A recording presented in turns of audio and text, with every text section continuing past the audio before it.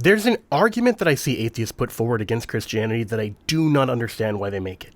And it's the argument that as atheists, they just disbelieve in one more God than Christians disbelieve in. Or to put it another way, they believe in one less God or one fewer God. It's super confusing as to which one to use.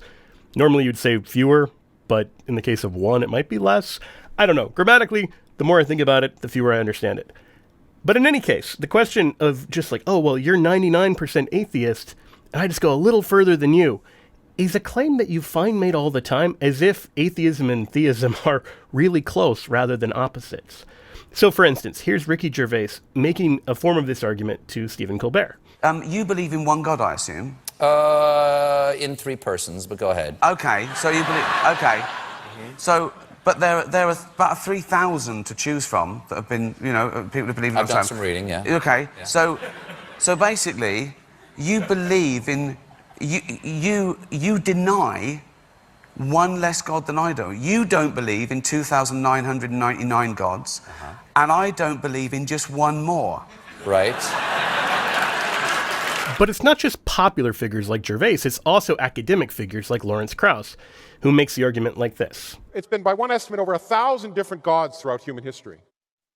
Mars, god of war, Poseidon, Thor, all the rest. And the really important thing is that all of you, or almost all of you probably, are now atheists regarding those gods. Just the only difference is it's just one that we may disagree about. But 999, we all agree, have been thrown out. And the reason they've been thrown out is they've been buried by the rise of our physical understanding. Science works. And the fact that science works has buried the gods of the wind and the sun and the moon. Farmers now, as I was just saying, when it doesn't rain, they don't pray for rain anymore. They go see a meteorologist. And that's a good thing. Now, I'm going to spend most of this video explaining why the one fewer argument or one less argument is a bad one, but I'd be remiss if I didn't point out that everything Lawrence Krauss said there is false. I don't just mean that there's a discrepancy about the numbers, whether you take 3,000 gods or 1,000 gods, and like this form of the equation is being put very differently by the two different people presenting it. I mean basic things, like he says farmers don't pray for rain anymore. That's not true either in America or around the world, and there's plenty of data to show that. But moreover, the reason we don't pray to Mars or Poseidon or Egyptian gods like Amun-Ra, or Thor, the Norse gods, has nothing to do with the triumph of science, and everything to do with the triumph of Christianity, as Bart Ehrman puts it in his book about how the Roman Empire became Christian. Now, if you've heard kind of popular versions of this, you might imagine that there was a thriving paganism that became Christian because the Emperor Constantine just forced it upon people. And indeed, that's what some scholars have claimed. But that's not really true, and it doesn't really explain the evidence. And we can say it's not true for a few reasons. Now remember, Bart Ehrman is not a Christian. He's an ex-Christian, a critic of Christianity, a pretty prominent skeptic in his own right. But he points out that, look, the coercion as the explanation doesn't really work, doesn't make sense, for a few reasons. As he says, other scholars have maintained that this view is inherently implausible.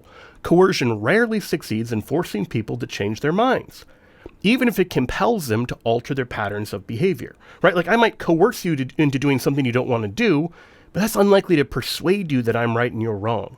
And in fact, we have great examples of this from the Roman Empire in this time. In the late 200s, there were massive persecutions of Christians, and it didn't make Christianity go away. It sometimes made Christians deny their Christianity publicly, but they didn't actually become dissuaded. It wasn't convincing to be coerced. But moreover, as Ehrman points out, there actually wasn't widespread coercion that we know of in the Roman Empire after it became Christian. Now, to be sure, there were instances of it, but this is not, we don't find any kind of widespread coercion, which is why Michel René Salzman, focusing on the Western Empire, has argued that it is hard to accept the interpretation advanced by certain scholars that physical violence coercion was a central factor in explaining the spread of Christianity. So what was? Well, quite simply, conversion. That you have, if not mass conversions, you have relationships in which small groups of people converted people that they knew, and more people became Christian. And this had a cascading effect, particularly once the upper classes became Christian. Why? Because the upper classes were the ones who traditionally financially supported the local pagan temples and the local pagan cults. Obviously, the cults aren't getting the money anymore. They're not getting money to the temples. The temples become run down. Fewer people are attracted to them. and it has a sort of cyclical effect. Instead, the money is going to the churches. Not because it's a top-down state thing, but because that's where people are directing their time and energy and money. And so, as Bart Ehrman concludes, it was not just in converts, but also in cash that traditional religions experienced a massive collapse over time, with the Christian church experiencing a growth that was literally exponential. Paganism did not have to be destroyed by violent acts of Christian intolerance. It could, and did, die a natural death, cut off from resources and abandoned by popular opinion. That's the real reason. Not, oh, we have meteorology now, and so now we're going to get rid of the Temple of Mars. Lawrence Krauss, I have no idea what he's talking about, but he's not talking about any actual history. Likewise with Norse religion. Olaf Sundquist of the University of Stockholm, I believe, in his book, The Demise of Norse Religion, talks about this, that as with the example of the Roman Empire, what you have here are conversions, that people come in and converts are made, and this is sometimes slow going, but eventually you have a massive number of people who convert to Christianity, and only then do you have the conversion of kings and legislative assemblies in the case of Iceland. All that's to say, it had nothing to do with the advent of meteorology or whatever in the world Lawrence Krauss is putting forward as how science defeated these 999 gods. It simply didn't. But admittedly, all of that's an aside. I just mean to say everything he's saying about farming, about history, is all false. And so we should recognize as well that his philosophical arguments about one fewer God are also false. Why do we know they're false? Well, in two ways. Number one, the core premise is false. In other words, it's not true that if there are 1,000 gods out there, that as a Christian I'm obliged to disbelieve in the existence of 999 of them. So the best book on this subject that I know of is David Bentley Hart's 2013 book, The Experience of God, Being, Consciousness, Bliss, in which he points out that there are actually two senses in which the word God, like capital G God, or lowercase g God, can properly be used, and that most modern languages distinguish it between them in something like the way that he's done there, lowercase versus uppercase God. Most of us understand that capital G God, or its equivalent, means the one God that is the source of all things, whereas the lowercase g God, or the gods, indicates one or another of a plurality of divine beings who inhabit the cosmos and reign over its various regions. In other words, if you want to talk about angels and demons or genies or spirits or whatever as gods, that's not the same thing as saying the one God who made all things. That's an important distinction, that whatever you want to call them, if you want to call them gods or angels or spirits or demons, that is a secondary question to the question of, is there one creator of everything that exists?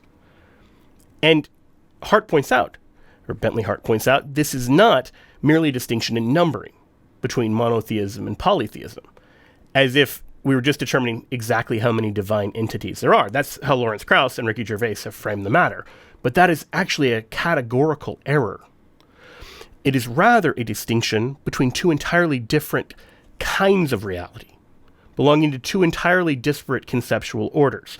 Like whether or not they exist, the lowercase g gods, whether it's an archangel or Thor, are understood to be powerful created spiritual beings, not the uncreated infinite God of the universe. So whether Thor or Saint Michael exists is a secondary question, because the idea of monotheism is consistent with the existence or non-existence of either of them, and both of them. I hope that's clear.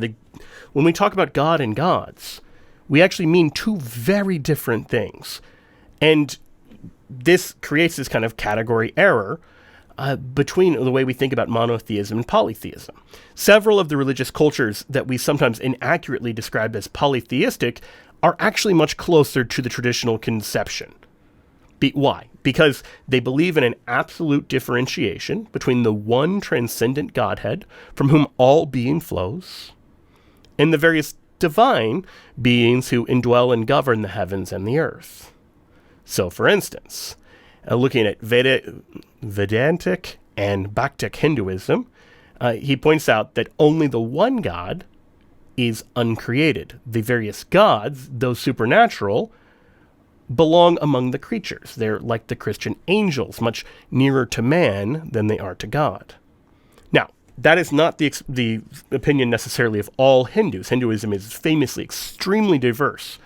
But the point here is that a lot of the Hindu conception of God and the gods is actually much closer to what a Christian could say yes to in terms of the basic conception of there is one uncreated God of the entire universe, and then there are lesser spiritual beings. Conversely, David Bentley Hart points out, many creeds we correctly speak of as monotheistic, like the Sikh creed, embrace the exact same distinction, because the Sikhs describe the one God as the creator of Brahma, Vishnu, and Shiva.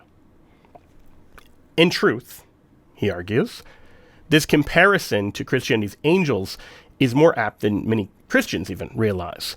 And he puts it like this. He says, late Hellenistic pagan thought often tended to draw a really clear demarcation between the one transcendent God, ho theos, which is the God, and any particular or local God, just theos, no the, who might superintend this or that people or nation or aspect of the natural world. In other words, you've got the God, Jupiter, Deus Pater, God the Father, and then you've got lower gods who aren't that.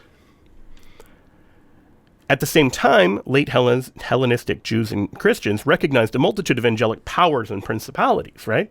Some obedient to the one transcendent God, and some in rebellion who governed the elements of nature and the peoples of the earth. And so someone looking in on this situation from the outside doesn't see these two radically different conceptions, one called monotheism and one called polytheism, but actually a great deal of overlap, so that he argues, maybe over-argues here, that it'd be all but indistinguishable between the Jewish and Christian conception of the spiritual nature of reality and the Roman one. Now, I think that might go too far, but I think the distinction he's making there about the one uncreated God and the various gods in quotation marks is completely apt and is, in fact, reflected in how we see the way Scripture speaks of this. So we sometimes see God among the gods, Elohim, that this notion of like God in the council of the gods, meaning the angels. But also, the way that it speaks about other religions and their gods is really striking. So, for instance, in Deuteronomy 32, in God's condemnation of Israel for straying, he says they sacrificed to demons which were no gods, to gods they had never known, to new gods that had come in of late, whom your fathers had never dreaded. So there is, in other words, a distinction here even between novelties, just like, oh, you invented this devotion, and you were actually serving demons here under the guise of gods. And St. Paul reflects this in 1 Corinthians when he says that I imply that with pagan sacrifice, they offer to demons and not to God. So, in other words, a Christian like St. Paul could easily say, yeah, that God you're describing, that really exists. I don't call him a God, I call him a demon. But that doesn't mean I have to deny the existence. I'm not an atheist in relation to him. It might be a powerful spiritual being that you're serving, just not a good one. Just not the uncreated God of the universe. Now, Paul doesn't treat all forms of paganism as equally worshiping demons any more than Deuteronomy does. In fact, in Acts 17, Paul stands in the middle of the Areopagus, the temple to Mars, and says, Men of Athens, I perceive that in every way you are very religious. For as I passed along and observed the objects of your worship, I found also an altar with this inscription, to an unknown God. What therefore you worship as unknown, this I proclaim to you. So notice what he's done here. He's introduced a third category. So what you have here in this apparently pagan expression of worship, this pagan temple to an unknown God, was in fact a worship of the true God in ignorance. So there's actually three possibilities. Number one, that the gods in question are really existing lesser spiritual beings like angels or demons. Number two, that the God in question is the true God, but only partially known or understood, like in the case of Athens. Number three, that the gods are entirely fictional. They're imaginary, they're socially constructed. So we don't have to affirm number three, and in many cases we wouldn't. So the basic premise of the argument is in fact wrong. But nevertheless, let's move on to the second problem with it. These kind of one less or one fewer arguments don't make any sense. I mean, try to apply this kind of argumentation to virtually anything else. I'm going to give you one example that some people are going to find in bad taste. That's all right. And then I'll give you a better taste example. So the bad taste example is the no bullet theory of the Kennedy assassination. This is a scene from the 1997, I believe, movie The Wrong Guy. You know how many assassins it took to kill JFK? One? Nope. There were no gunmen at all. Kennedy's head just did that. Really? I call it the no bullet theory. Now, if you think about it, in that clip, they only disagree about one. On 99% of the possible candidates of who killed Kennedy, they're in total agreement. The crazy guy just denies one more than Dave Foley's character. And that makes a world of difference, because it's absurd to deny that one more. Likewise, if you want a less, maybe a bad taste example, you can take the debate over Shakespeare authorship. While most scholars would say William Shakespeare wrote the works of William Shakespeare, you'll find folks who claim it's somebody else, like Francis Bacon or Thomas Marlowe. And if you said, well, I deny just one more author than you do, I don't think anybody wrote them. I think they're brute facts of the universe.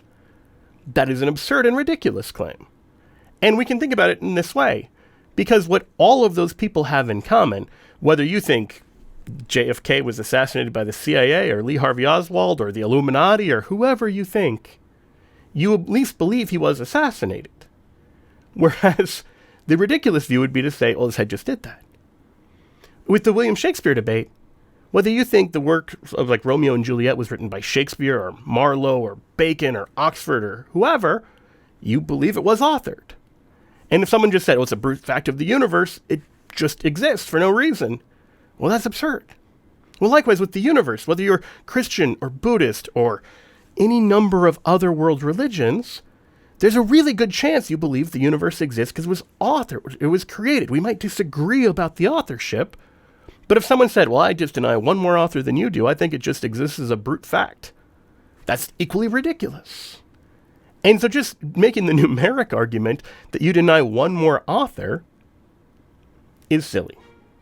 Speaking of authors, if you want more on this subject and other common slogans and atheist arguments, the brains behind the Classical Theism podcast, John DeRosa, wrote a book fittingly titled One Less God Than You, How to Answer the Slogans, Cliches, and Fallacies that Atheists Use to Challenge Your Faith. And I would refer you to that book, which I found very helpful in preparing this episode. All right, thank you very much for Shameless Potpourri. I'm Joe Heschmeyer. God bless you.